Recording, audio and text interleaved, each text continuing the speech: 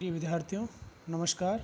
मैं चनाराम महिला, assistant professor राजनीति विज्ञान, राजकीय बांगड़ महाविद्यालय डीडोना से बीए द्वितीय वर्ष के विद्यार्थियों, भारतीय राष्ट्रीय कांग्रेस के गांधी युग के बारे में जानकारी दे रहा हूँ। गांधी युग के अंतर्गत आज हम सविनय अवज्ञा आंदोलन और गोलमेज सम्मेलन, सांप्रदायिक पंचाट के बारे में पढ़ेंगे। सबसे पहले पढ़ते हैं सविनय अवज्ञा आंदोलन। सविनय अवज्ञा आंदोलन, जैसा आपको पता है, कांग्रेस के 1929 में लाहौर अधिवेशन में जब जवाहरलाल नेहरू द्वारा पूर्ण स्वाधीनता का प्रस्ताव पारित किया गया, उसके बाद 1930 के आरंभ से ही भारत की स्थिति आर्थिक दृष्टि से सोचनीय हो गई थी। भारतीय जनता का स्वराज का सपना अब देखने लगी थी। क्रांतिकारियों के प्रति लोगों के मन में आदर बढ़ने लगा था। ऐसी परिस्थितियों में कांग्रेस द्वारा आंदोलन की रूपरेखा बनाई गई, जिसका नेतृत्व महात्मा गांधी को सौंपा गया। महात्मा गांधी ने आंदोलन प्रारंभ करने से पूर्व 23 जनवरी 1930 को ब्रिटिश सरकार के सामने 11 सूत्रीय कार्यक्रम रखा तथा यह कहा गया कि यदि ये शर्तें मान ली गई तो आंदोलन स्थगित कर दिया जाएगा।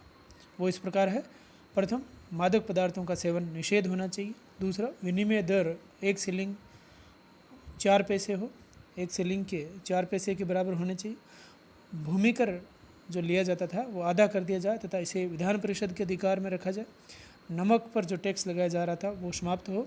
सैनिक व्यय में कमी हो। एक बड़ी मात्रा जो है भारतीय कह सकते हैं कि आमदनी की वो सेना पर खर्च हो जाती थी।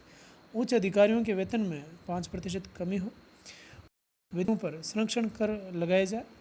खुफिया पुलिस के अधिकारों में कमी हो। राजनीतिक बंदियों की रिहाई हो। आत्मरक्षा के लिए हथियार रखने की इजाज़त मिले और तटीय व्यापार संरक्षण कानून पारित किया जाए। तो ये ऐसी इस प्रकार की मांगें थी, जिसमें अर्थव्यवस्था को मजबूत करने की बात भी थी और विधान परिषदों को अधिकार देने की बात भी इसमें कही गई और भारतीय उद्योग धंधों को पनपाने की बात भी इसमें कही गई और खुफिया पुलिस के अधिकारों में कमी, राजनीतिक बंदियों की रिहाई की बात, आत्मरक्षा के लिए हथियार रखने की इजाज़त देना, ये ऐसे अधिकार थे जो उस समय क्रांतिकारियों को थोड़ा सा कह सकते हैं कि उनको रिलैक्स करवाने के लिए इसमें रखे गए। तो ये इस प्रकार की मांगें थी। सरकार ने इन शर्तों को या इन मांगों को स्वीकार नहीं किया और परिणाम स्वरूप गांधी जी के सामने आंदोलन शुरू करने के अतिरिक्त कोई दूसरा विकल्प उनके सामने शेष नहीं रहा। तो आंदोलन का प्रारंभ 11 फरवरी 1930 को कांग्रेस की कार्यकारिणी ने गांधी जी को आंदोलन प्रारंभ करने की स्वीकृति दे दी। 12 मार्च 1930 को ऐतिहासिक दांडी यात्रा प्रारंभ हुई। अपने 79 साथियों के साथ साबरमती आश्रम से दांडी नामक ग्राम तक 200 मील की जो यात्रा थी वो 24 दिन में पूर्ण हुई। 6 अप्रैल 1930 को वहाँ पे नमक बनाकर उन्होंने जो नमक कानून था अंग्रेज़ों का वो तोड़ा व आंदोलन की शुरुआत हुई।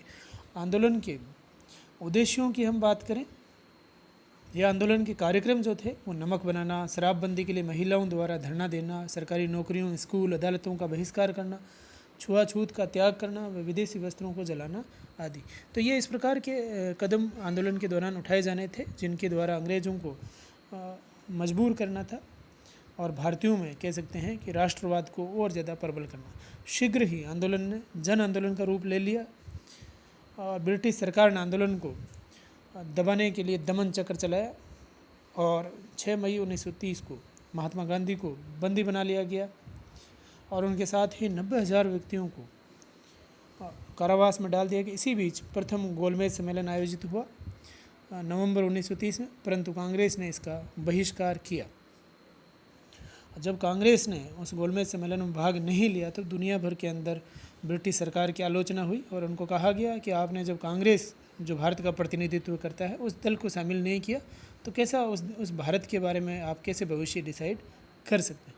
तो अंग्रेज़ सरकार दबाव में आई और उन्होंने जो है गांधी जी से समझौता करने की बात की। इसी के लिए हुआ गांधी इरविन समझौता 5 मार्च 1931 को। तो उससे पूर्व गांधी जी को वह दूसरे जितने भी कांग्रेस के सदस्य थे उन सब की 26 जनवरी 1931 को जेल से रिहाई की गई और ब्रिटिश प्रधानमंत्री मैकडोनाल्ड ने ये घोषणा की कि शायद कांग्रेस भविष्य में सम्मेलन में भाग लेगी और उसकी सहायता से ही भारत के लिए संविधान बनाया जाएगा। तो सरकार द्वारा उन राजनीतिक कैदियों को छोड़ दिया जाएगा। ये गांधी इरविन समझौते में ये बात कही गई जिन्होंने हिंसा का सहारा नहीं लिया था। और समुद्र के पास रहने वाले बिना कर दिए जो व्यक्ति है वो नमक बना सकेंगे। सत्याग्रहों की जब्त संपत्ति उन्हें वापस दे दी जाएगी। आंदोलन के समय जारी जो अध्यादेश हैं उनको वापस ले लिया जाए। तो समझौते का इसका काफ़ी स्वागत किया गया, परंतु सुभाष चंद्र बोस ने इसका विरोध किया और इस समझौते को मंजूरी देने के लिए 29 मार्च 1931 को कराची में कांग्रेस का अधिवेशन हुआ जिसमें इसका अनुमोदन कर दिया गया। परंतु देश का युवा इस समझौते के खिलाफ था और उनकी जो मांग थी वो यही थी कि भगत सिंह जैसे जो क्रांतिकारी है उनकी आज़ादी के लिए गांधी जी द्वारा क्यों मांग नहीं की गई और सरकार ने इस गांधी इरविन समझौते के अंतर्गत उनका उल्लेख क्यों नहीं किया गया। तो देश के युवाओं में इस समझौते के विरुद्ध ज़रूर जो है रोष था और सुभाष चंद्र बोस ने उनका नेतृत्व किया। और इसी बीच दूसरा गोलमेज सम्मेलन हुआ सितंबर 1931 से दिसंबर 1931 तक। कांग्रेस की तरफ से इसमें केवल गांधी जी ने भाग लिया, परंतु सम्मेलन से पूर्व ही ब्रिटेन में सरकार बदल गई और मजदूर दल के स्थान पर अनुदार दल की सरकार आ गई। इस सरकार ने गांधी इरविन समझौते को नहीं माना क्योंकि वो पूर्ववर्ती सरकार के दौरान हुआ था और इसमें राष्ट्रीय स्वरूप, औपनिवेशिक स्वराज, सांप्रदायिक चुनाव प्रणाली आदि को लेकर के सरकार व महात्मा गांधी के बीच में और विभिन्न दलों के बीच में जो मुस्लिम लीग भी थी उनके बीच में मतभेद रहे और सम्मेलन जो है वो असफल रहा। अब चूँकि सम्मेलन असफल रहा, महात्मा गांधी भारत लौट आए और उन्होंने पुनः सविनय अवज्ञा आंदोलन को प्रारंभ करने की बात कही। 3 जनवरी 1932 पुनः प्रारंभ कर दिया गया सविनय अवज्ञा आंदोलन और 7 अप्रैल 1934 तक ये चला। इस दौरान सरकार के द्वारा दमन चक्र चलाया गया और आंदोलन धीरे धीरे कमज़ोर पड़ता गया और एक समय ऐसा आया कि गांधी जी को इसकी समाप्ति की घोषणा करनी पड़ी। 15 महीने में ही लगभग 1 लाख गिरफ्तारियाँ हुई और दमन चक्र इतना तेज़ था कि गांधी जी के पास इसके अलावा कोई चारा नहीं था। तो ये था सविनय अवज्ञा आंदोलन। अब सांप्रदायिक पंचाट व पूना पैक्ट। ब्रिटिश प्रधानमंत्री रेमजे मैकडोनाल्ड द्वारा 1932 में सांप्रदायिक पंचाट की घोषणा की गई जिसमें सांप्रदायिक निर्वाचन प्रणाली का विस्तार किया गया। दलित हिंदुओं को भी इसमें शामिल कर लिया गया।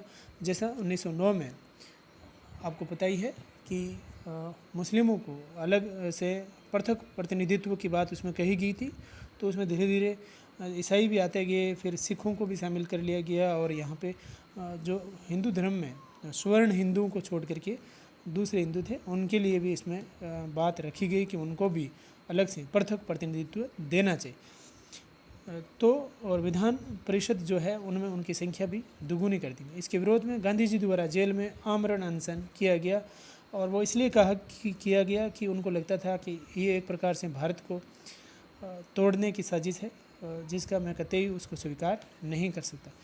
तो भारत को तोड़ने की साजिश वह कह सकते हैं कि हिंदुओं को तोड़ने की जो साजिश थे अंग्रेज़ों के द्वारा, उसके विरोध में गांधी जी ने जेल से ही आमरण अनशन कर दिया गया 20 सितंबर 1932 को। पूना जेल में उस समय गांधी जी बंद थे। 26 सितंबर 1932 को वहाँ पे अंबेडकर आए और अंबेडकर व गांधी जी के बीच में ऐतिहासिक समझौता हुआ जिसे पूना पैक्ट कहा गया।